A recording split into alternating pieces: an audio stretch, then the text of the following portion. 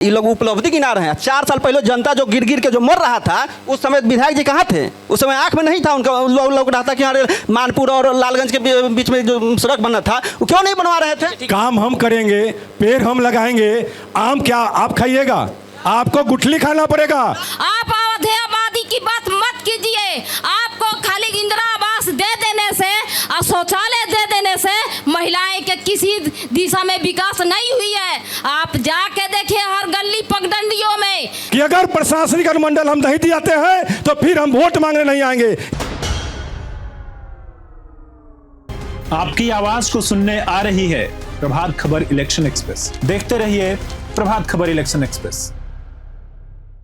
लोकतंत्र की धरती है ये। गौतम बुद्ध से लेकर महावीर तक महापुरुष इसी धरती ने दिए हैं। जी हां, प्रभात खबर की टीम अब वैशाली जिले के लालगंज विधानसभा क्षेत्र में आज पहुंच चुकी है। जोरदार तालियों से हम लालगंज विधानसभा क्षेत्र की तमाम जनता का स्वागत करते हैं और अभिनंदन करते हैं।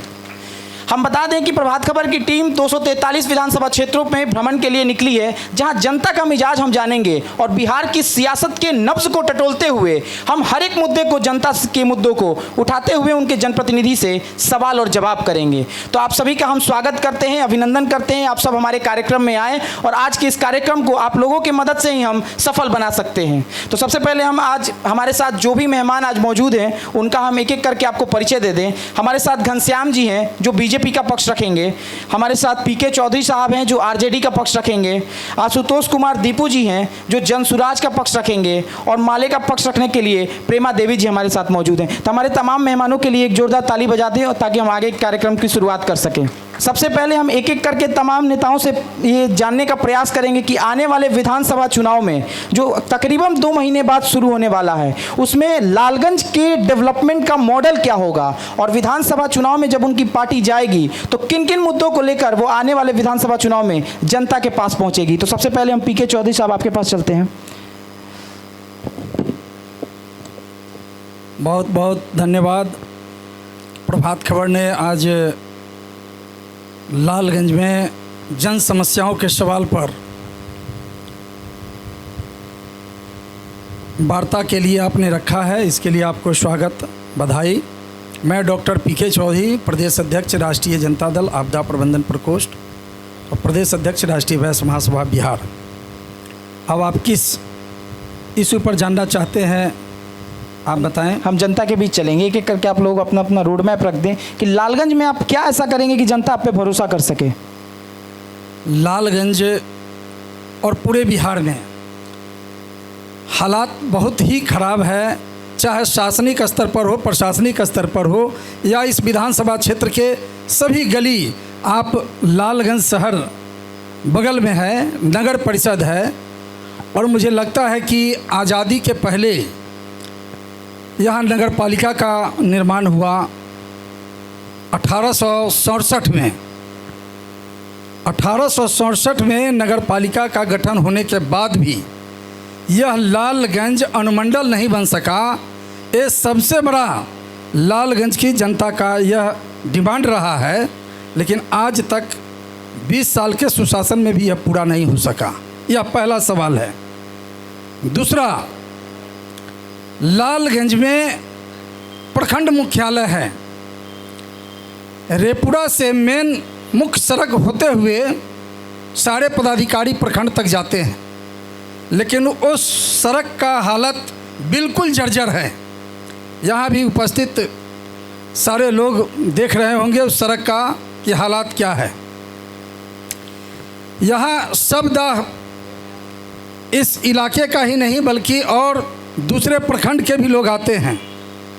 वहाँ जाने के लिए जो नहर है, शायद अगर संभल के नहीं चले लोग तो उस नहर के रास्ते से सीधे गिरने की भारी संभावनाएं हैं। तो ये है मूलभूत समस्या। अब यहाँ पुलिस थाना है। अब यहाँ का थाना जो है सो उसका छत देखिए तो तिरपाल लगा हुआ है, पानी में डूबा हुआ है। तो जब थाना का ये हाल होगा तो फिर यहाँ के आम नागरिकों का क्या हाल होगा। ठीक है, ठीक है। घनश्याम जी, सबसे पहले प्रभात खबर के सभी परिवार के सदस्य को बहुत बहुत बधाई। इस लालगंज की पावन भूमि पर आ पाएँ और आम जनताओं की समस्याओं को पटल तक दिखाने का काम कर रहे हैं, इसके लिए बहुत बहुत धन्यवाद। और सबसे पहले हमारे बड़े भाई ने सवाल पूछा हमसे, सवाल नंबर 1 कि लालगंज में इतने विधायक आए गए, इतने सरकारी आई गई, लेकिन अनुमंडल का दर्जा नहीं मिला। तो भाई साहब को हम बताना चाहते हैं कि लालगंज में पहली बार संजय कुमार सिंह जी ने यहाँ से चुनाव लड़कर चुनाव जीत हासिल की, और उनका वादा था कि लालगंज में अनुमंडल का दर्जा हम दिलाएंगे। तो उन्होंने पुलिस अनुमंडल का दर्जा दिलाया और यहाँ डीएसपी का बैठने का उपलब्ध हुआ, और प्रशासनिक अनुमंडल का दर्जा अगली चुनाव में हम जनता को आश्वस्त कर देना चाहते हैं कि यहाँ प्रशासनिक अनुमंडल का भी दर्जा प्राप्त होगा। ये हमारी प्राथमिकता से मांग रहेगी। और दूसरी मांग इनका था, महाशय का, बड़े भाई हैं, आरजेडी का पक्ष रख रहे हैं, तो हमारे विरोधी हैं, अपोजिशन है, तो हमारे में खामियां निकालेंगे। लेकिन श्रीमान से हम अनुरोध करेंगे कि प्रदेश के नेता है, सबसे पहले खामियां नहीं आप सबसे आप 5 पहले साल से नहीं, आपको मैं बताना चाहता हूं कि आप 5 साल से प्रतिनिधित्व कर रहे हैं। मैं सुशासन की राज तो यह 20 वर्षों से है, 20 सालों से कहाँ हो सका? बड़े भैया आप अपनी बात को रखे, हम आपकी बात को सुने, आप हमारी जवाब को सुनिए। आप रेपुरा से सराय जाने वाली सड़क का मांग रखे हैं, आपको पता होना चाहिए कि उसका टेंडर हो चुका है।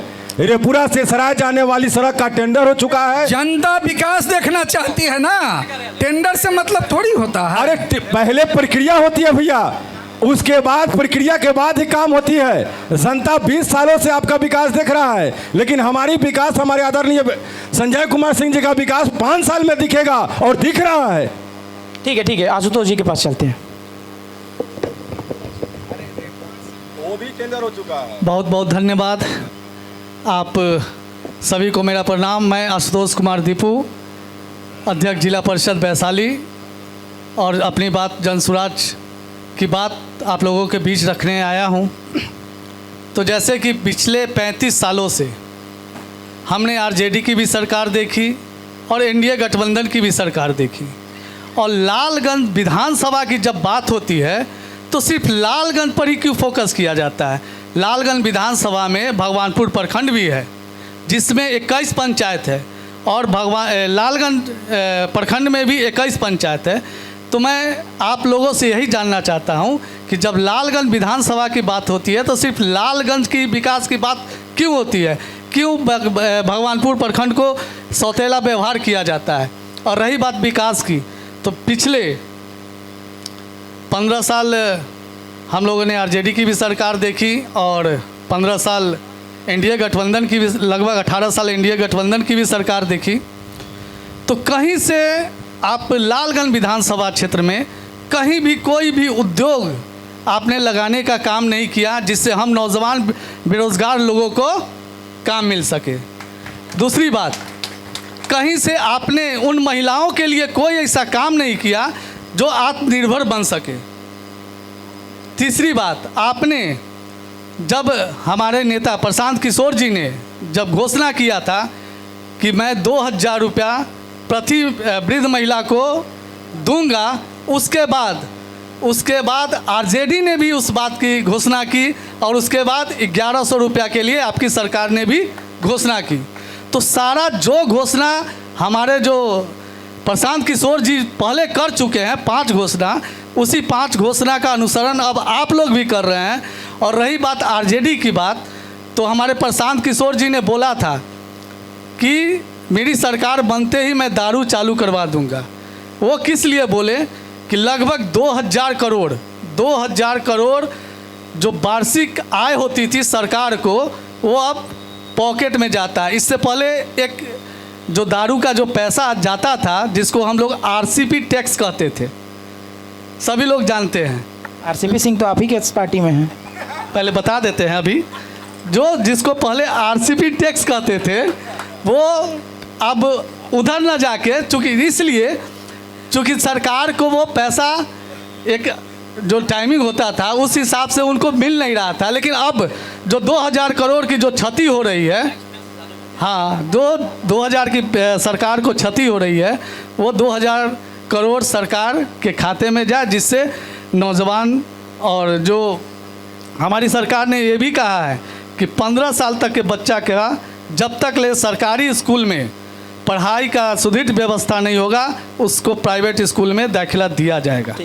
ठीक है। महिला की बात हुई तो महिला प्रतिनिधि के तौर पे यहाँ प्रेमा जी मौजूद हैं जो माले का पक्ष रखेंगी। मैम, सबसे पहले आप सभी लोग यहाँ पे उपस्थित हैं उनको मैं क्रांतिकारी लाल सलाम पेश करती हूँ और नमस्कार प्रणाम करती हूँ। और प्रभात खबर के बहुत बहुत धन्यवाद देती हूँ कि आपने सर्वे करने के लिए चले हैं। तो भाकपा माले की जब बात है तो भाकपा माले शुरू से ज़मीन पे है जो आप सभी जानते हैं। और लालगंज विधानसभा की तो बात है ही, तो लालगंज विधानसभा यहाँ से लेके भगवानपुर तक जाइए और ख़ास करके लालगंज प्रखंड में मतलब रास्ता के बहुत जर्जर हालत है जो उससे बहुत ही कठिनाई होती है। और साहब ने पहले ही रख दिया कि लालगंज जहाँ ऑफिसर सब तरह के वीडियो सीओ जाते हैं तो उनका कितना कष्ट होता होगा और आम जनता के उससे ज़्यादा कष्ट होता है। तो इतना ही नहीं, भाकपा माले पढ़ाई दवाई और सभी युवा और महिलाओं के रोजगार के लिए मांग करती है हमेशा। और जिस देश में पढ़ाई और दवाई और आपकी रोजगार अगर हो जाए और महिलाओं के रोजगार की व्यवस्था हो जाए तो वो देश मतलब भारत के सबसे नंबर 1 देश होगा। इसलिए कि हर व्यक्ति को पढ़ाई ज़रूरी है, गरीब से गरीब अमीर से अमीर। लेकिन गरीब लोग तो पढ़ा लेते हैं, गरीब लोगों के बच्चे तो विदेश में पढ़ते हैं और अमीर लोगों के, लेकिन गरीब जो है गरीब के तो घर पर भी नहीं पढ़ पाता है। लेकिन जब समय आता है वोट लेने के तब बहुत तरह तरह के जुमलेबाज लोग वादे करते हैं, लेकिन ऐसे जुमलेबाज लोगों के हम यहाँ पे नहीं लाएं। जो पिछले 20 साल से हम लोग देखते आ रहे हैं कि 20 साल में ये देश की स्थिति कितना बद से बदतर हो गई। और इतना ही नहीं, आज जब महिला की बात की जाती है, आधी आबादी की बात की जाती है, तो आज आधी आबादी जो है वो आधी आबादी जो जीविका वाला कर्ज होता है, माइक्रो फाइनेंस वाला होता है, स्वयं सहायता समूह वाला कर्ज जो होता है, उस कर्ज को लेकर के महिलाएं नहीं सधा पाने के कारण और लॉकडाउन के दरमियान से ही महिलाएं जो है से कर्ज में डूबी हुई है। और कर्ज में डूबी हुई है, अब कैसे नहीं डूबेगी? सरकार तो केवल वादे करती है, चाहे जो भी आते हैं यहाँ पे विधायक वो वादे करते हैं, लेकिन महिलाएं के लिए सोचते नहीं है कुछ। ठीक है मैम, ठीक है मैम। और जिस देश में महिला का विकास नहीं होता है उस देश में आप कुछ नहीं कर पाएंगे। ठीक, इसलिए महिलाओं के विकास, बच्चों के पढ़ाई और युवा के नौकरी बहुत ही जरूरी है। आपने आधी आबादी की चर्चा की तो हम शुरुआत भी आधी आबादी से ही कर रहे हैं। मैम बिल्कुल। क्या नाम हुआ आपका? मैं मंजू सिंह कुशवाहा, जिला उपाध्यक्ष वैशाली उत्तरी भाजपा से। और प्रभात खबर को बहुत बहुत शुभकामनाएं जो आप सभी पार्टी से अपनी चौपाल की बात रखने को बोले, और सभी लोग को मेरी ओर से शुभकामनाएं। कोई सवाल? सवाल आप करेंगे, सवाल तो है ही। जो ये दीदी बोली हमारी जो महिलाओं के प्रति आधी आबादी बोली है, बिल्कुल गलत है, बिल्कुल गलत है। आप देश के राष्ट्रपति हमारी कौन है? देश की राष्ट्रपति महिला ही तो है ना। आप प्राइवेट सेक्टर में जाकर के देखिए, स्कूल कॉलेज में जाकर के देखिए, एनडीए के सरकार में 50% आज महिलाएं हमारी स्कूल कॉलेज में पढ़ा रही है। डॉक्टर्स है, नर्स है, थाना प्रभारी है। आप कितने पुलिस में बहाल हुई है हमारी महिला। ब्लॉक के अंदर जाके देखिए, एक एक कुर्सी पर हमारी महिलाएं हैं। सरकार हमारी काम कर रही है, क्यों नहीं कर रही है? एनडीए के सरकार में जो हमारी महिलाएं आई है, और जो हमारे विकास क्षेत्र में महिला आज हिम्मत करके साहस करके जो आगे आई है, क्या इससे पहले कभी महिला काम की थी? कभी नहीं की थी। आज जहाँ भी जाकर देखिए आज महिला ही महिला है। क्यों नहीं है महिला? एनडीए की सरकार जब से आई तब से हमारी महिला बेखौफ रोड पर निकलती है। ठीक है, एक और सवाल ले लेते हैं। कोई जिनका सवाल होगा वो हाथ खड़े कर देंगे, हम उनके पास आएंगे। ठीक, हाँ आ रहे एक पीछे से आप जी।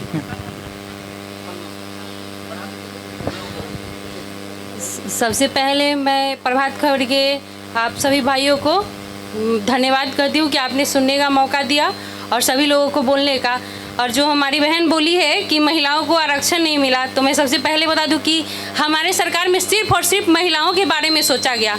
शौचालय से लेकर आवास से लेकर कहाँ महिलाएं सोएगी, कहाँ शौच को जाएगी, कैसे घर में रहेगी, पानी से लेकर हर तरह की सुविधा हमारी सरकार दी है।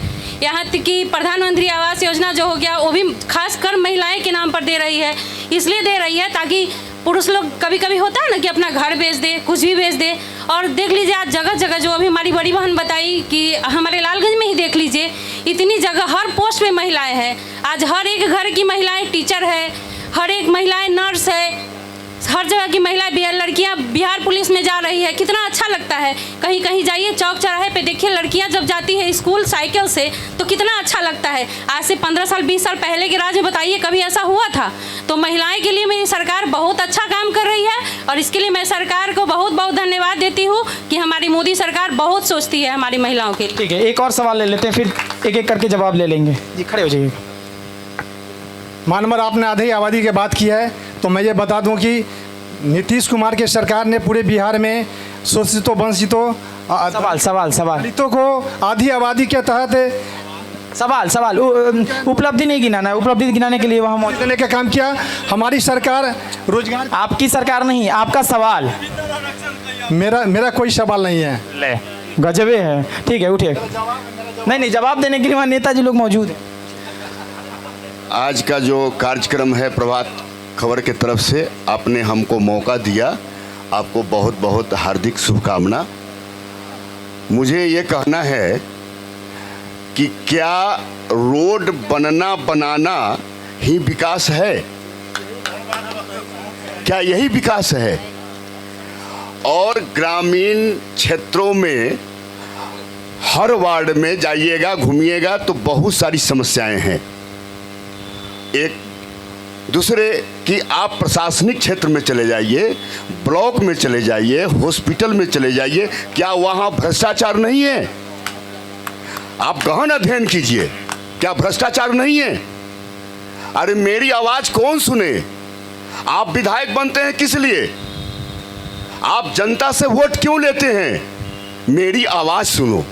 लेकिन जब जीत जाते हैं तो मेरी और तेरी, मैं कौन और तुम कौन, यही होता आया है। एकमात्र प्रोफेसर अरुण कुमार जी वैशाली लालगंज में जो विधायक हुए, जिन्होंने बम्पर विकास किया था और जनता के विधायक वही थे।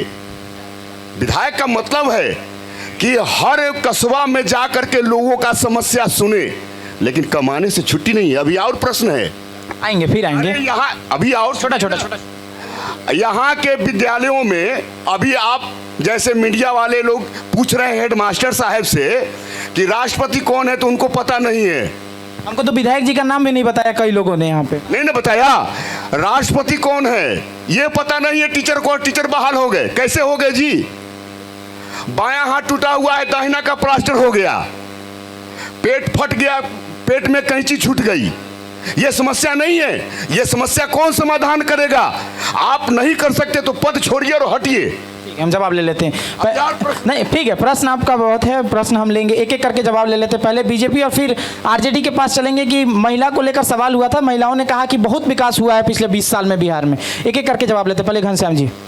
बड़े भाई ने एक सवाल पूछा कि जनता विधायक वैसा होना चाहिए जो आम जनता की चिंता करे। तो हम उनसे कहना चाहते हैं कि जब आदरणीय संजय भैया यहाँ चुनाव जीते तो उसी समय कोरोना का बहुत बड़ा कहर आया था। उस समय कोई विपक्ष का विधायक, कोई विपक्ष का उम्मीदवार यहाँ नजर नहीं आया था और आदरणीय संजय भैया ने आम जनता तक, लालगंज के आम आवाम तक कैसे सैनिटाइज पहुँचे, कैसे उन्हें सैनिटाइज लगे, कैसे उन्हें ऑक्सीजन का उपलब्ध प्राप्त हो, उसकी चिंता आदरणीय संजय भैया ने किया। और जब लालगंज बाढ़ के कहर से झूल रहा था तो ऐसा कोई उम्मीदवार नहीं है जो 6 महीना से 3 महीना से घूम रहे हैं, रील बनाते चल रहे हैं। उनसे हम पूछना चाहते हैं कि उस समय का भी रील हमको दिखा दीजिए जब लालगंज की आम आवाम बाढ़ से त्राहिमाम था। उस समय आदरणीय संजय भैया ने अपने से ट्रैक्टर चलाकर आम जनता कैसे सुरक्षित रहे, उनकी आवास की चिंता, उन्हें खाने की चिंता आदरणीय संजय भैया ने किया। अगर कोई है तो हमको रील दिखा दे, कोई फेसबुक पर फोटो भी दिखा दे। ठीक है। इसी बारिश के मौसम में अभी हम गए हैं 3-4 पंचायत, जब क्षेत्र में घूमे हैं तो देख रहे हैं कि कुआं सूखा हुआ है। जो कुआं से आम आवाम गरीब गुरबे लोग पानी पीते हैं वह सूखा हुआ है। यह कुआं से पानी निकालना किसका काम है? इस लालगंज में मुझे लगता है कि आधा दर्जन व्यवसायियों की हत्या हुई, माने सामाजिक कार्यकर्ताओं की हत्या हुई। दोषी कौन है? इस जिले में कई बच्चियों के साथ बलात्कार हुआ। कहाँ है महिला मान सम्मान? इसका दोषी कौन है? बताना पड़ेगा, जवाब देना पड़ेगा।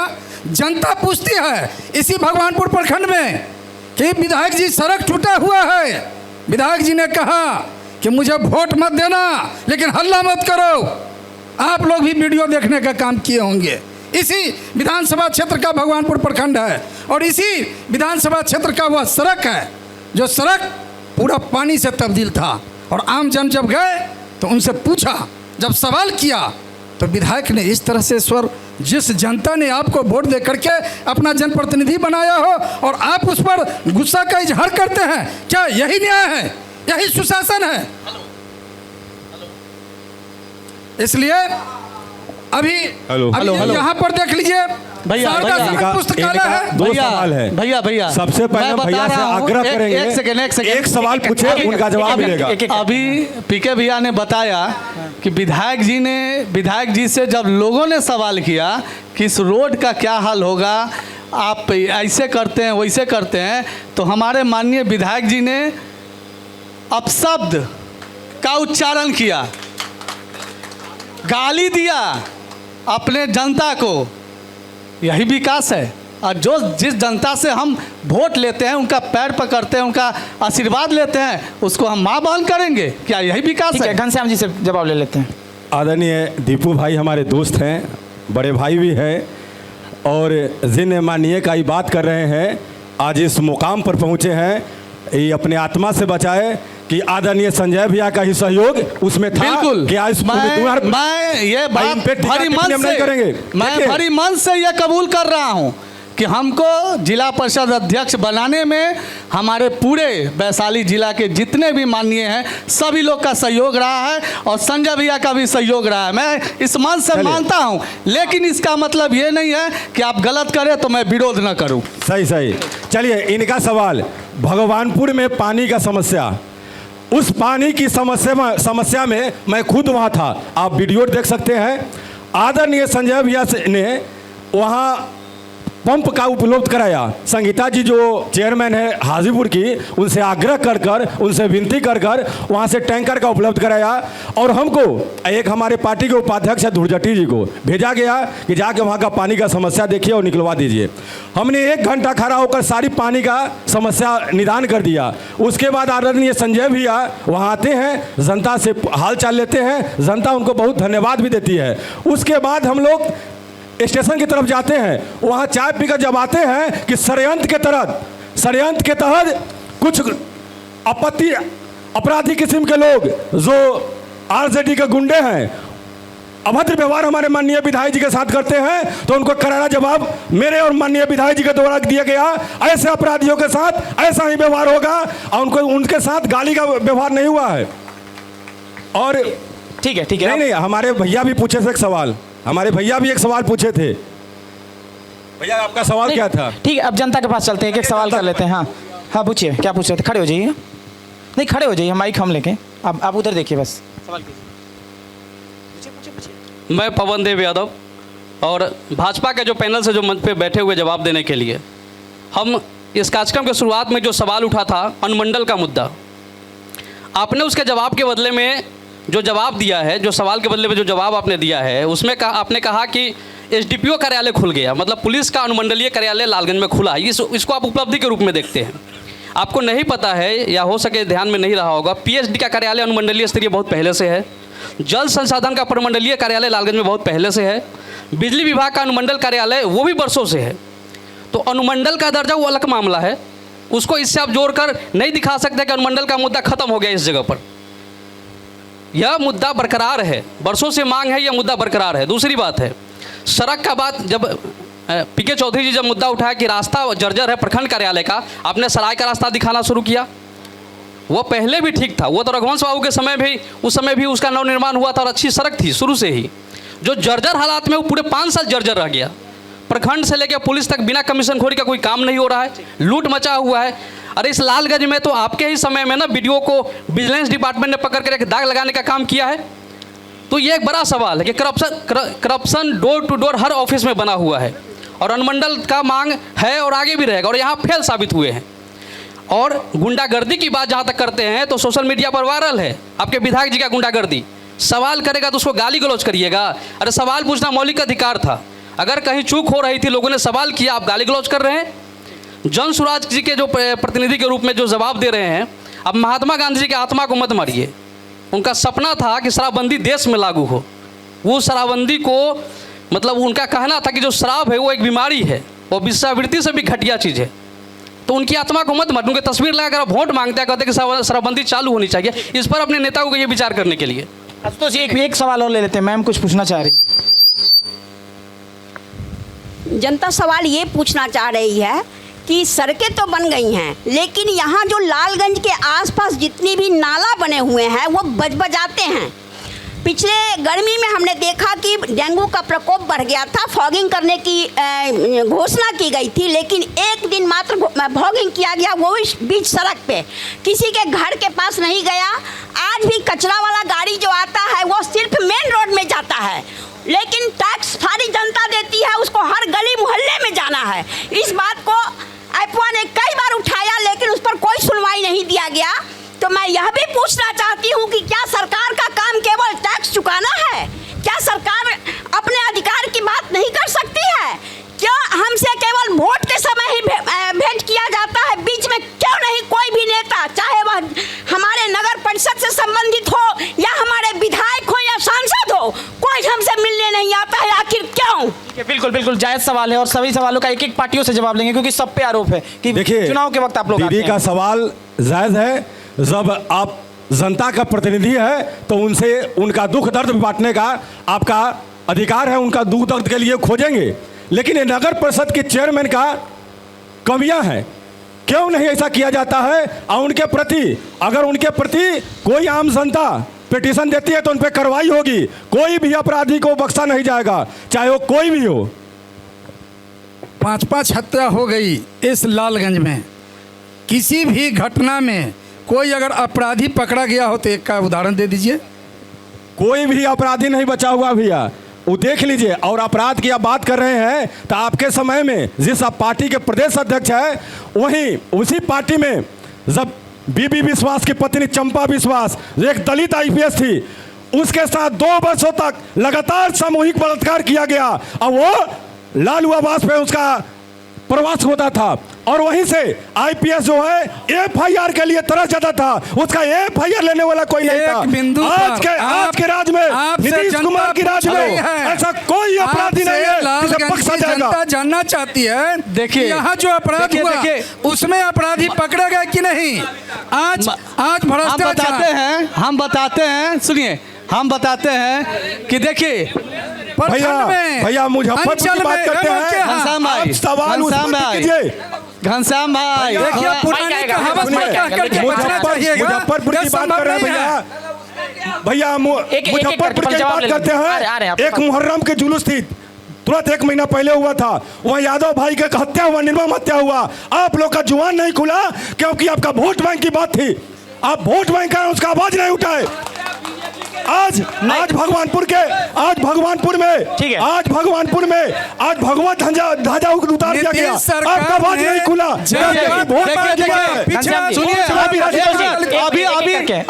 अभी घनश्याम भाई ने भगवानपुर की बात की। अभी घनश्याम भाई ने भगवानपुर की बात की। ये कल की घटना है, परसों की घटना है, बता देते हैं, सुन लीजिए 1 मिनट। परसों की घटना है, कोई मुस्लिम समुदाय के लोग उस झंडा को हटा दिया, फिर वहाँ के स्थानीय लोगों ने पहल करके फिर वो झंडा टंगवा दिया। जब पूरा वहाँ शांति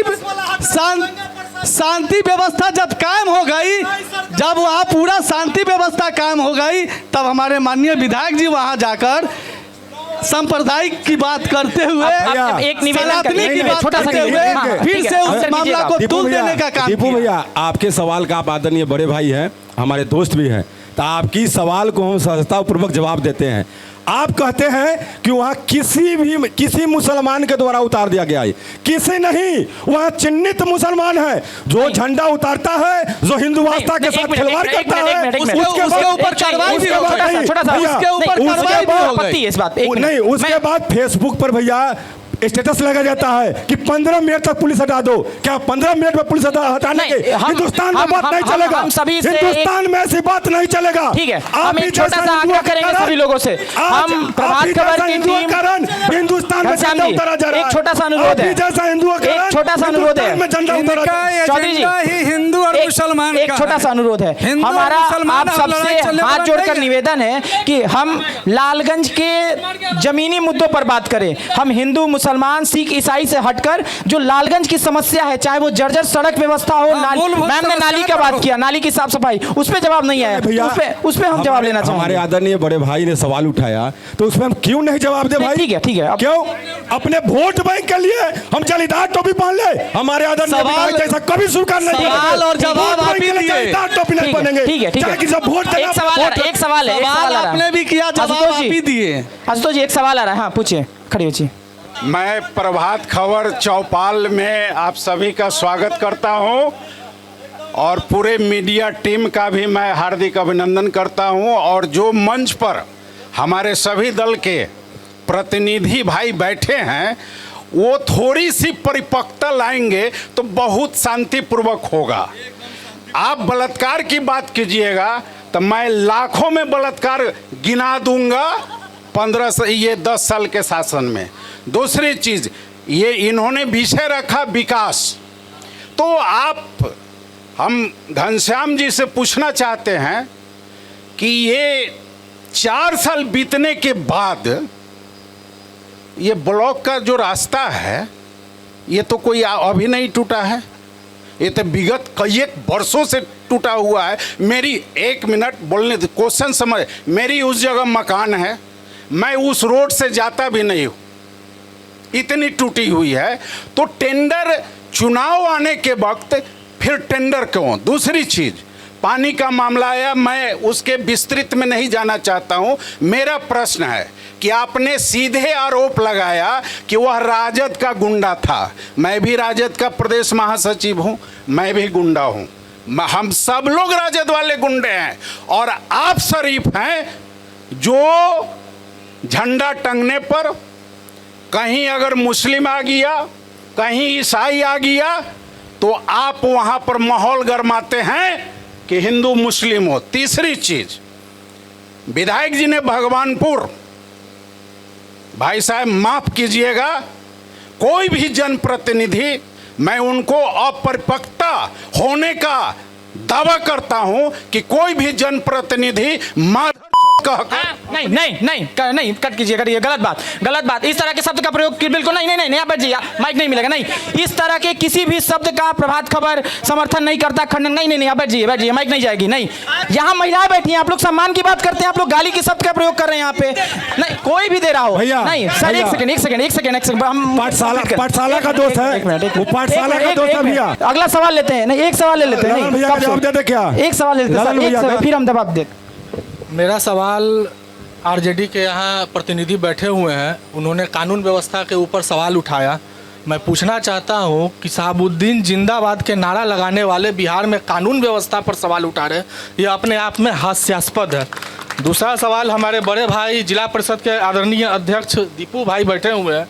मैं इनसे सवाल पूछना चाहता हूं कि हमने लालगंज अभी पिछले 5 साल में 2 आपदा झेली, एक कोरोना का आपदा और एक बाढ़ का आपदा।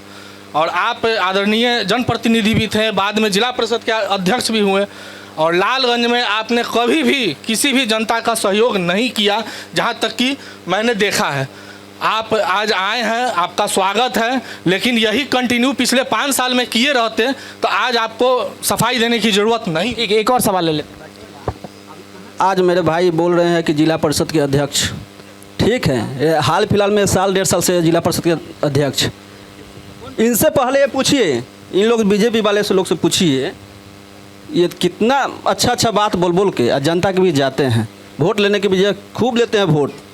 हम लोग भी देते हैं, खूब वोट देते थे, लेकिन पूछिएगा इन विधायक जी से, कभी भी ये 2 महीना पहले, आज 4 साल के कह रहे हैं ना कि 5 साल विधानसभा हुआ, 4 साल के रीजन में कितने बार पुरखौली पंचायत में जाकर, यही जाके देखिए मानपुर से लेकर और जतकौली तक जो रोड था से गड्ढा ठेवना भर लगा हुआ था गड्ढा, आज बन गया हुआ। ये लोग उपलब्धि गिना रहे हैं। 4 साल पहले जनता जो गिर के जो मर रहा था, उस समय विधायक जी कहाँ थे? उस समय आँख में नहीं था उनका, लोग रहा था कि अरे मानपुर और लालगंज के बीच में जो सड़क बना था वो क्यों नहीं बनवा रहे थे? ठीक है, जवाब लेते हैं। एक और सवाल, एक सवाल है, पीछे बैठे हैं, कब से हाथ उठा रहे थे? हाँ आएंगे, बिल्कुल आपके पास भी आएंगे।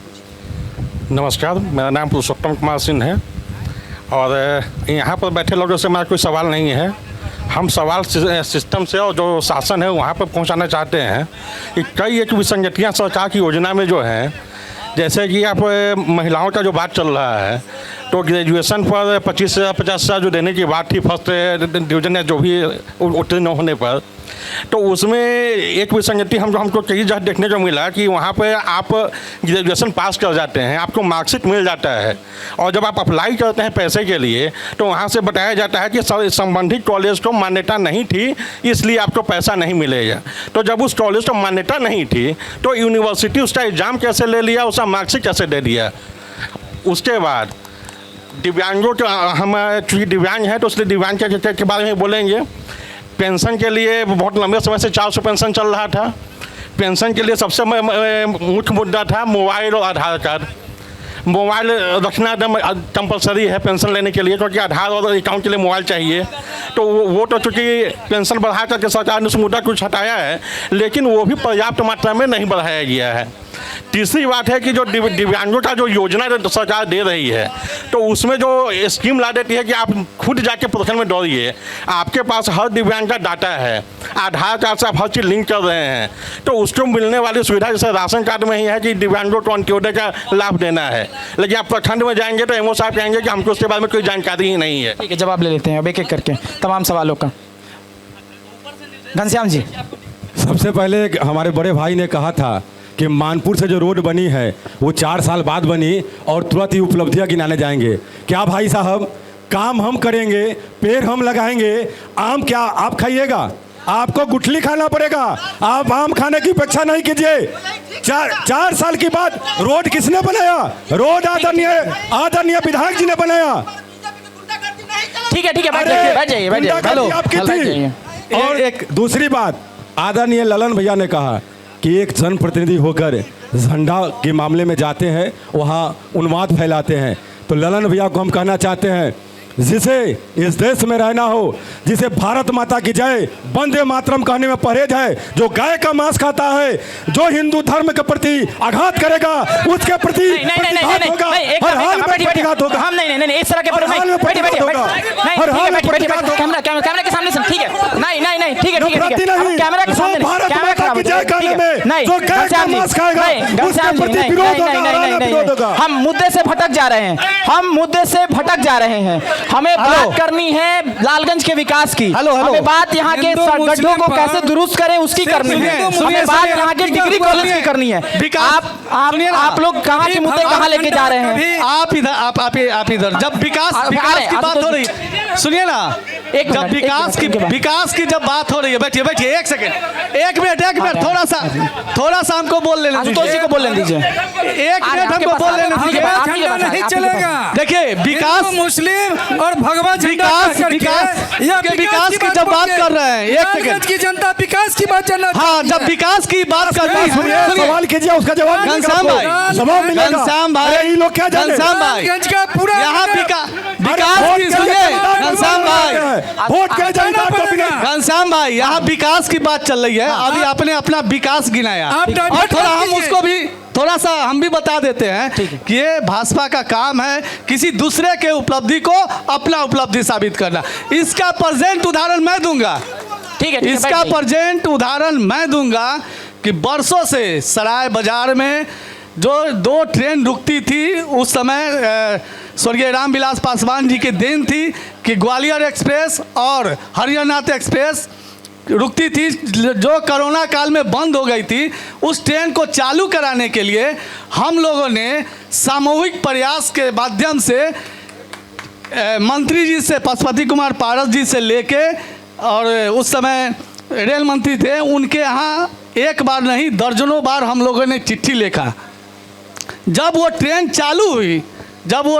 चालू हुई तो एक फेसबुक के माध्यम से हम देखें कि क्रेडिट कोई और ले रहे हैं, लेकिन अति देते हुए एक सवाल ले लेते, डीएम को चिट्ठी देते हुए, सुनिए ना, और बता दे रहे हैं, और 4 साल गुजर गया, जवाब देंगे, साढ़े 4 साल गुजर गया।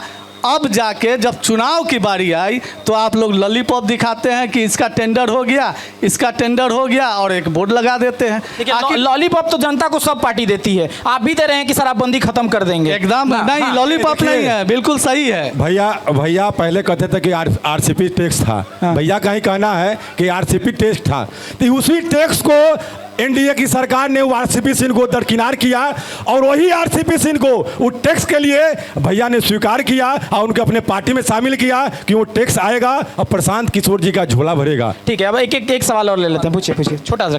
हम भाजपा के प्रवक्ता महोदय से पूछना चाहते हैं कि उन्हीं का सवाल है कि पेड़ हम रोपेंगे तो फल आप खाइएगा, तो ये पेड़ जो रोपे थे, इतना बड़ा जन सैलाब, अरबों खरबों का संपत्ति लालगंज के धरती पर से मान लीजिए निखिल बाबू के पूर्वज दान किया था। इतना बड़ा विस्तृत कॉलेज बनाया था जब हमारे बच्चे मुजफ्फरपुर पढ़ने जाते थे, उस समय ने उन्होंने इतना बड़ा योगदान दिया। एक बफाली माननीय विधायक जी हमारा झूठ के खजाना है, उन्होंने क्या स्कूल में योगदान दिए जो उन्होंने 30,000 वोट से जीत के यहाँ से गए। हमारे पप्पू भाई राकेश जी को हराया गया यहाँ के मानवादियों द्वारा, यहाँ के जनता द्वारा। इनका क्या योगदान है लालगंज के लिए, हमको बताइए। जनता हराते हैं, एक मिनट इनको करेक्ट कर दें। बड़े भैया का सवाल का जवाब देते हैं। जनता का भैया का कहना है कि लालगंज विधानसभा की जनता को ये मनुवादी कहते हैं। इसी पे हम भैया का जवाब है ऑब्जेक्ट कर रहे थे। निखिल बाबू देखिए भैया, निखिल बाबू देखिए भैया आदरणीय निखिल बाबू जी का प्रतर हम नहीं कर सकते हैं। निखिल बाबू जी जमीन दिए हैं, बिहार के कई ऐसे काम किए हैं जो उनका तुलना हम नहीं कर सकते हैं, उनके काम का तुलना नहीं कर सकते हैं, लेकिन आप लालगंज की जनता को मनुवादी कहते हैं। अरे आपको हम नहीं हराए, लालगंज की जनता हराई, आपकी विचारधारा की आरोही। घनश्याम जी एक और सवाल ले लेते हैं पहले। वो अपराधी आज कहाँ से देखिए, वो अपराधी कहाँ से देखिए, वैसे अपराधी को चिन्हित कर कहाँ है देखिए। बैठ जाइए, कृपया बैठ जाइए, कृपया बैठ जाइए, कृपया बैठ जाइए। अनंत सिंह का देखिए भैया, अनंत सिंह का भी जेल हुआ, आदरणीय न्यायालय के द्वारा उनको बरी किया गया, सरकार के द्वारा चले गए। एक मिनट एक सवाल ले लेते। मैं प्रवीण कुमार सिंह, भावी प्रत्याशी लालगंज विधानसभा। हर दल में दल है, अपना दल भैया निर्दल है। अपना दल यूपी वाला अपना दल तत्काल निर्दल मान के चलिए, अनुप्रिया पटेल वाला अपना दल याद आ गया। जी नहीं, अनुप्रिया नहीं, लेकिन कहीं जयंत चौधरी भी आ जा सकते। अच्छा, यूपी कनेक्शन है मतलब। भैया लालगंज की जी पावन धरती पर भैया का भी स्वागत है। लोकतंत्र की धरती पे आए और जनता के बीच जाए और अपना काम करे और अपना आशीर्वाद ले। और विकास एक मिनट, मैं दोनों पक्ष से, पक्ष और विपक्ष, आप लोग जो अभी बोले हैं, हाँ, तीसरा पक्ष, तीसरा विकल्प है, लेकिन तीसरा विकल्प अभी सरकार में नहीं है। वो अपना आधार मजबूत करने में लगे हुए हैं। हो सकता है कि कभी मैं भी उसमें शामिल हो जाऊं। ये राजनीति है, रौ से राज, जौ से जनता, नौ से नमक हरामी, तौ से तिकरमबाजी, कौ से करने वाला, जनता के राज पर नमक हरामी करने वाले तिकरमबाज को हम राजनीति कहते हैं। हम तो अभी पल्ले पल्ले विधानसभा के चुनाव लड़ने चले हैं। बड़का बड़का मंत्री लोग राते राते दल बदल लेता है टिकट के लिए, हाँ, कि नौ हमरा देवा तो हमरा मेहरारू के टिकट दिए तो। इसलिए मैं खुल्ला बात करना चाहता हूं, और 77 से लेकर के आज तक का मेरे पास आंकड़ा है लालगंज विधानसभा का, और दावे के साथ डंका के चोट पर बोलता हूं। मैं सभी लोग जो यहाँ बैठे हुए हैं, लेकिन खास करके पक्ष और विपक्ष से मात्र 2 मुद्दा पूछूंगा जो इन लोगों ने ही अभी सवाल किया है। 15 साल तकरीबन लालू जी की शासन रही, 18 साल नीतीश जी की शासन रही। सौभाग्य है या दुर्भाग्य है, गठबंधन चाहे राजद का नीतीश जी से हो चाहे भाजपा से हो, दुल्हा सरकार नीतीश जी बने रहे।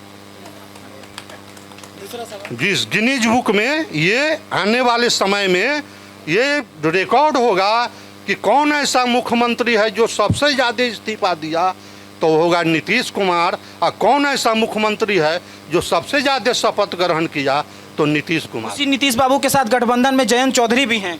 जयंत चौधरी केंद्रीय गठबंधन में हैं, राज्य का गठबंधन अलग होता है। मैं इन लोगों से पूछना चाहता हूं, इन लोग अनुमंडल पर बहुत लंबा चौड़ा भाषण दिया। हम ज़्यादा पढ़े लिखे भैया नहीं हैं, उन पर हम अंगूठा छाप। लालू जी की सरकार में जगह जगह अनुमंडल जिला प्रमंडल बन गया, शिवहर प्रखंड से जिला बन गया। महुआ मेरा देखा हुआ है, क्योंकि मेरी जन्मस्थली महुआ है। मैं सिंघारा का रहने वाला हूँ, 1980 से लालगंज में रहता हूँ।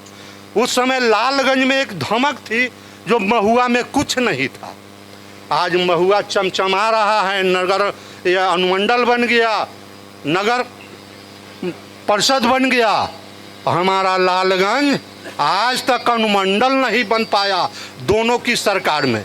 लालू जी ने क्यों लालगंज को अनुमंडल नहीं बनाया और नीतीश कुमार क्यों लालगंज को अनुमंडल नहीं बनाया? सिर्फ नालंदा का विकास की बात करते हैं तो पूरे बिहार में नीतीश की सरकार में विकास हुआ है, तो नालंदा और राजगीर का थोड़ा सा हुआ, दरभंगा का, मध्य बिहार के साथ सौतेला बिहार ये व्यवहार हुआ। 2021 के बाढ़ में पूरा दुनिया जान गया कि लालगंज बाढ़ आया, लेकिन सौतेला व्यवहार हुआ कि जदयू का विधायक था वैशाली का, तो वह बाढ़ ग्रस्त घोषित हुआ, और लालगंज का विधायक था भाजपा का, इसलिए ये बाढ़ ग्रस्त घोषित नहीं हुआ। ठीक है, क्यों? ठीक है, अब जवाब ले लेते हैं। अनुमंडल क्यों नहीं बन पाया? दोनों लोगों से सवाल है भैया। अनुमंडल क्यों नहीं बन पाया? आज तक जो यहाँ के जनप्रतिनिधि थे वो आज तक सवाल सरकार के प्रति सवाल नहीं उठाते थे। आज आदरणीय विधायक संजय कुमार सिंह जी जो है आज जो है पुलिस अनुमंडल का स्थापना कर दिया, और प्रशासनिक अनुमंडल अगले टर्म में पर आपको आश्वस्त करा देते हैं कि अगर प्रशासनिक अनुमंडल हम नहीं दिलाते हैं तो फिर हम वोट मांगने नहीं आएंगे, ये आपको आश्वस्त कराते हैं। चौधरी साहब, अनुमंडल की बात है, लंबे समय से लालगंज को अनुमंडल बनाने की मांग। अब सही कहा एक हमारे पवन देव जी ने कि यहाँ पर जल संसाधन विभाग का भी एसडीओ बैठता है, पीएचडी का भी बैठता है, हर विभाग का बैठता है, तो एक डीएसपी के बैठ जाने से कोई यहाँ अनुमंडल का संचालन नहीं हो रहा है। अब रही बात यहाँ लालगंज शहर में, आज लालगंज शहर में एक हमारी माताएं बोल रही थी कि गर्मी के समय में भी पूरा नारकीय स्थिति है शहर का, तो आप कहते हैं कि बहुत विकास हुआ है, तो कौन सा सड़क अच्छा बन गया, कहाँ नाला बन गया, क्यों आज पानी में डूबा हुआ है लालगंज बाजार, बताना पड़ेगा। उसके बाद आज़ादी के पहले शारदा शरण पुस्तकालय 26 जून 1914 को स्थापना स्वर्गीय जगन्नाथ साहू जी के द्वारा हुआ। उस शारदा सदन पुस्तकालय में महात्मा गांधी जी भी आए थे। बहुत सारे लोग जानते होंगे इतिहास। जब शारदा सदन पुस्तकालय 20 शहर में है, एक अलौकिक चीज़ है। उसका भी पिछले 20 सालों में इस सुशासन की सरकार में शारदा सदन पुस्तकालय का भी जीर्णोद्धार नहीं हो सका। इस इलाके में दर्जनों कुआं आज भी सूखा हुआ है, उसका जीर्णोद्धार नहीं हुआ। हम जब क्षेत्र में घूम रहे हैं तो किसी नल का टोटी टूटा हुआ है, किसी नल का पाइप फूटा हुआ है, कहीं 7 निश्चय योजना नहीं हुआ। 20 सालों में बेरोजगारों को रोजगार नहीं मिला, लेकिन 17 महीने में जब हमारे नेता बिहार के उप मुख्यमंत्री होते हैं आदरणीय तेजस्वी प्रसाद यादव, तो 5,56,000 बेरोजगारों को इसी बिहार में रोजगार देने का काम। ठीक है चौधरी साहब, एक सवाल और ले लेते हैं। और मैं आप सबों से पूछना चाहता हूं कि आज तक केंद्र की सरकार या राज्य की सरकारें कई बार गठित हुई हैं, परंतु इन लोगों ने सार्वजनिक उपक्रम को पीपीपी मोड पे क्यों लाके खड़ा कर दिया, जिससे अधिकतम जनता के बच्चों की पढ़ाई, उनकी दवाई की व्यवस्था नहीं हो पा रही है। जिस एबीएस कॉलेज में हम लोग आज चौपाल लगा रहे हैं, यह भी सरकार द्वारा ये अनुदान से संपोषित है। आज तक यह कॉलेज का सरकारीकरण क्यों नहीं हुआ, जो हमारे इस क्षेत्र के बच्चों को पैसा दे करके ज़्यादा भुगतान करके इस कॉलेज में पढ़ना पड़ रहा है। हम त्राही माम है। ठीक है जवाब ले लेते हैं। एक और सवाल। ठीक है पूछ। हमारा सवाल है ये है, कृषि के सिंचाई से संबंधित है। लालगंज घाघरा से जो नहर निकली है वह नामीडी ग्राम तक जाती है, लेकिन अभी जो नई बाईपास बनी है पुझिया के बाद से कुछ असामाजिक तत्वों द्वारा काट खोट कर उसको समतल कर दिया गया है, उस पर अवैध कब्जा जमा लिया गया है। तो इससे मुक्ति कब मिलेगी ताकि किसानों को मतलब नहर का ये जीर्णोद्धार करके फसल को पानी दिया जा सके। ठीक है घनश्याम जी। बड़े भैया का सवाल बहुत अच्छा है। कृषि से संबंधित आदरणीय संजय भैया जी जब चुनाव लड़ा था तो उस समय लालगंज घोरपरास की समस्या से त्राहिमाम था। किसान अपनी फसल को बचा नहीं पा रहे थे, तो आदरणीय संजय भैया ने घोषणा किया था कि हम जीतते जैसे ही चुनाव जीतेंगे विधानसभा से ही कानून पारित करेंगे कि घोरपरास की समस्या से कैसे किसान को निजात मिले। तो आदरणीय संजय भैया ने किसान से निजात दिलाने के लिए सबसे पहले लालगंज विधानसभा में घोरपरास को मारने का प्रावधान लागू हुआ। और भैया का सवाल है नाला का। जवाब दीजिए।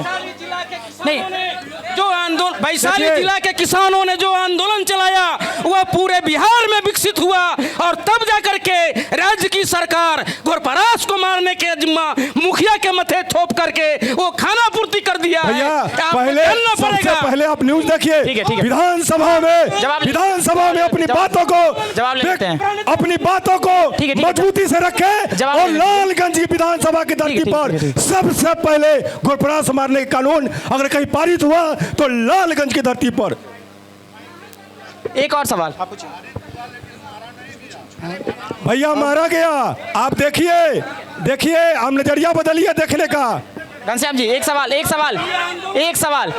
मिनट। आज अपने गांव मरा है, अपने मुखिया से पूछिए मरा कि नहीं। आप इधर यहाँ से सवाल जाएगा तब जवाब दीजिएगा। जनता जो पूछ रही है छोड़ दीजिए।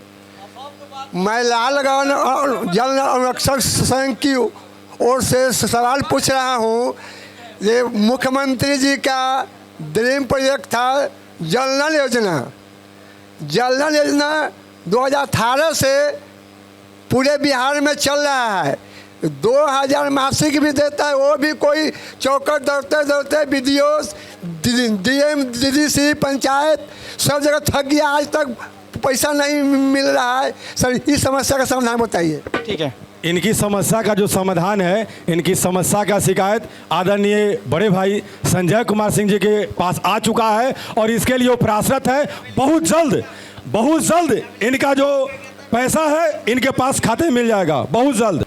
एक सवाल पूछ रहे हैं, पूछिए। जब इलेक्शन आ गया तो नल जल जितना भी हम लोग अनुरक्षक है, जब इलेक्शन आ गया 3 महीना टाइम है तो विधायक जी को याद आया कि नल हम लोग को आज तक एक भी पेमेंट नहीं मिला। हम लोग अपना पैसा लगा के नल जल जो भी मरम्मत होता है हम लोग अपना पैसा लगा के लगाते हैं। और आ गया सवाल विधायक जी का, टोटहा से जो भगवानपुर का जो रोड जाती है, अगर वहाँ आप चलिएगा ना तो पैदल क्या मोटरसाइकिल नहीं चलेगा। भैया का जवाब देते हैं। टोटहा से भगवानपुर की रोड और इमादपुर से पकड़ी की रोड और लालगंज के रेपुरा की रोड, सराय से रेपुरा की रोड, तीनों रोड का टेंडर हो चुका है। कब बनेगा? देखिए 2 महीना में इलेक्शन चुनाव से पहले शिलान्यास होगा उसका। 5 साल चुनाव से पहले उसका भूमि पूजन होगा। मेरा क्वेश्चन तो आपको स्वस्थ कर देते हैं। नहीं रुकिए, नहीं देखिए, नहीं ठीक है भैया प्रक्रिया है, कानून प्रक्रिया है, प्रक्रिया के तहत होगा। नहीं, आपके नेता यहाँ मौजूद है ना, जवाब वो देंगे। हाँ रुक जाइए, ठीक है। हेलो, बोले दीजिए सुनिए। हेलो, ठीक है, हम बताते हैं। अभी सुनिए ना, हम बताते हैं। अभी घनश्याम भाई ने घनश्याम भाई ने बताया कि टोटहा से लेके भगवानपुर तक, इमादपुर से लेके पकड़ी तक और लालगंज रोड जो रेपुरा की ओर आती है उस सब का टेंडर हो चुका है। और कितने दिन में बन जाएगा घनश्याम भाई? भैया चुनाव से पहले सभी का काम स्टार्ट हो जाएगा। इमादपुर का शिलान्यास भी हो चुका है, आप देखे हैं। इमादपुर वाले रोड का भूमि पूजन भी हो चुका है, आप देखे हैं। ऑन कैमरा आप बोल रहे हैं, ऑन कैमरा बोल रहे हैं। चुनाव से पहले अगर तीनों रोड का शिलान्यास नहीं होता है तो हम लोग वोट मांगने जनता के पास। ठीक है, आश्वासन दिया गया है, भरोसा करिए। एक सेकंड। हाँ, एक रोड का शिलान्यास लगभग 2 महीना पहले हो चुका है। संजय भैया जो बोलते हैं वो करते हैं, एक रोड का शिलान्यास हो चोट पे बोलते हैं। ठीक है, मैम के पास चलते हैं। मैम देखिए, बहुत बोलने की जरूरत नहीं है। एक आदमी है शराबबंदी कराने वाले और दूसरा बगल में बैठे हुए हैं शराब खुलवाने वाले, लेकिन दोनों हालात यही है कि शराब आज घर घर में डिलीवरी हो रही है। ठीक है ना? ठीक है। मैम को बोले, मैम कब से इसलिए विकास की बात कीजिए कि आपकी उपलब्धि भैया लालगंज में एक उपलब्धि बता दीजिए। भैया सबसे पहले मैम कब से शांत है, कब से नहीं बोलिए। प्रदेश के नेता हैं, इनका जो सवाल है कि अपनी एक उपलब्धि बताएं। भैया अपनी उपलब्धि अगर हम बताएं तो आपको टाइम कम पड़ जाएगा, लेकिन कुछ प्रमुख उपलब्धि आपको बता देते हैं। चुनाव के पहले देखिए भैया, वीडियो नहीं, आप फेसबुक पे नहीं जाइए भैया। जब चुनाव जीतकर हम लोग आए थे, जब भैया हम चुनाव जीतकर आए थे, आदरणीय विधायक जी सबसे पहले लालगंज अस्पताल जो है उसका निरीक्षण करने आए थे। वहाँ जो है अस्पताल कम और पोस्टमार्टम हाउस ज़्यादा लग रहा था। आदरणीय संजय भैया को बहुत ही दर्द हुआ। उसके बाद कोरोना काल में एसी हॉस्पिटल का स्थापना कराए, उसके बाद 30 बेड का सामुदायिक हॉस्पिटल का स्थापना कराए जो लालगंज के कल्पना से परे था, लालगंज की जनता कल्पना से परे था। उसके बाद लालगंज में बाईपास का स्थापना, प्रतिनिधि बोल लालगंज में बाईपास का भैया सरकार का कोई मंत्री बोले तो लगता है कि कोई आश्वासन की बात है, लेकिन एक यहाँ के जनप्रतिनिधि के प्रतिनिधि बोले तो ये बहुत हास्यास्पद। ठीक है। आप देखिए इस बात को, आप देखिए लालगंज में जो बाईपास जो बना, लालगंज में जाम का जो समस्या था, उस जाम को समस्या छुटकारा आदरणीय संजय भैया जी ने दिवाया। श्रृंगेरी गुरु नानक मंदिर हो, किसने बनाया भाई? प्रेमा जी को बोलने दीजिए। विकास प्रेमा जी को बोलने आप लोग एक मिनट, आप लोग अब लालगंज के सवाल पर एक उपलब्धि भी आप चौधरी साहब, प्रेमा जी को बोलने दीजिए 1 मिनट। हाँ, कहने का मतलब है कि आप लोगों ने कहा कि हम मंदिर और मस्जिद की बात कहा, गौ माता भारत माता की बात कहा, तो गौ माता भारत माता से मंदिर और मस्जिद से देश के विकास नहीं होने वाला है। इस देश के विकास स्कूल से बनने वाला है, इस देश के विकास हॉस्पिटल से बनने वाला है, इस देश के विकास महिलाओं की रोजगार से बनने वाला है, इस देश के विकास युवा के रोजगार और नौकरी से बनने वाला है। आपका जो सवाल दीदी है उसका जवाब नहीं सुनिए, बोलिए आपके हर सवाल का जवाब दीदी मिलेगा। बोलेंगे, बोलिए, क्योंकि आप सभी का यही भाजपाइयों का यही मुद्दा है, केवल मंदिर मस्जिद, हिंदुस्तान पाकिस्तान और गाय माता भारत माता, या और दूसरा कोई गरीबी मुद्दा नहीं दिख रहा है। आपको महिलाओं के हर दिन रेप, हत्या, बलात्कार हो रहा है, उसके लिए कोई मंत्री विधायक नहीं सुन रहा है, उसके लिए कोई थाना पुलिस नहीं सुन रहा है। आज हम महिलाओं के लिए बात करेंगे, आप लोग चुप रहिए। आप लोग कहते हैं हमेशा कि महिलाएं के ये विकास बना दिए, राष्ट्रपति मुर्मू बन, अरे तो राष्ट्रपति मुर्मू बन गई और राष्ट्रपति के मतलब देवी कौन मंदिर था उसमें जाने नहीं दिया। और दूसरे बात है कि आप जब महिलाओं की बात कर रहे हैं तो आज वही महिलाएं कि आज स्वयं सहायता समूह, माइक्रो फाइनेंस कंपनियां से पीड़ित होकर के और मौत के गले लगा रही है। आप अवधि आबादी की बात मत कीजिए। आपको खाली इंदिरा आवास दे देने से और शौचालय दे देने से महिलाएं के किसी दिशा में विकास नहीं हुई है। आप जाके देखिए हर गली पगडंडियों में कि महिलाएं के मतलब भूख से जर्जर होकर के, हम फतेहपुर के बात मैं कह रही हूँ कि 3 साल पहले एक परिवार के 7 औरतें मर गई। ठीक है। ये सब जान लीजिए, ये भाजपा के सरकार सदियों से आ रहा है, यही कहते हुए पार उतर रहे हैं कि ये किए तो वो के एगो काम करेंगे। दीदी अपना जवाब ले लीजिए, 1 मिनट सुनिए, दीदी अपना जवाब ले लीजिए। काम करेंगे 1000 के नाम गिराएंगे, तो ऐसी सरकार हमको नहीं चाहिए। हमको संविधान के दायरे में रह करके और रोजी रोटी, कपड़ा, मकान, पढ़ाई, दवाई, सिंचाई सब कुछ चाहिए हमें, समझे कि नहीं? आज आप ही का सवाल है कि यहाँ विकास की मुद्दा हो, स्कूल बना कि नहीं, हॉस्पिटल की बना कि नहीं, तो आप अपने आत्मा से पूछिए। आदरणीय संजय भैया से जीते थे, उससे पहले क्या हॉस्पिटल का यह हाल था? हॉस्पिटल जो था, हॉस्पिटल कम और पोस्टमार्टम हाउस ज्यादा लग रहा था। थोड़ी सी समय की बाध्यता है हमारे पास भी, नहीं थोड़ी सी समय की बाध्यता है हमारे पास। हॉस्पिटल खुल गया, आज तक उसमें ओपीडी शुरू नहीं हुआ। भैया आप चलिए, भैया चलिए, ये हालात है। शांति, 1 मिनट। सिर्फ मकान देखिए, आप सबसे अनुरोध है, हमारे पास भी समय की थोड़ी सी बाध्यता है, इसलिए हम कार्यक्रम को कंक्लूड करेंगे। चौधरी साहब, उप स्वास्थ्य केंद्र का हाल खस्ता हाल है। नहीं ठीक है, कंसान जी। भैया ये जो बोल रहे हैं, संस्कृत विद्यालय ब्लॉक के बगल में है, जो आज तक किसी जनप्रतिनिधि का आंख उस पर नहीं गया। आदरणीय संजय भैया जी ने देखा और संस्कृत विद्यालय बनकर तैयार हो रहा है, जाके देखिए, वहां जाके देखिए विकास क्या होता है। आप सब यहाँ पर आए, आप सभी का बहुत बहुत धन्यवाद। आज के इस चुनावी चौपाल में हमने जनता के तमाम सवाल लिए और हमारे प्रतिनिधियों ने जवाब दिया। आप सबका बहुत बहुत धन्यवाद। अगले किसी और विधानसभा में हम जाएंगे, कल किसी और विधानसभा से ऐसे ही सवाल लेंगे और सीधे जनप्रतिनिधियों से उन सवाल का जवाब लेंगे। प्रभात खबर के चुनावी चौपाल sponsored by Rakesh Masala, powered by Vastu Vihar और मीडिया पार्टनर डेली हंट के साथ। बने रहिए प्रभात खबर के साथ। प्रभातखबर.com, विश्वास वही, रफ्तार नहीं।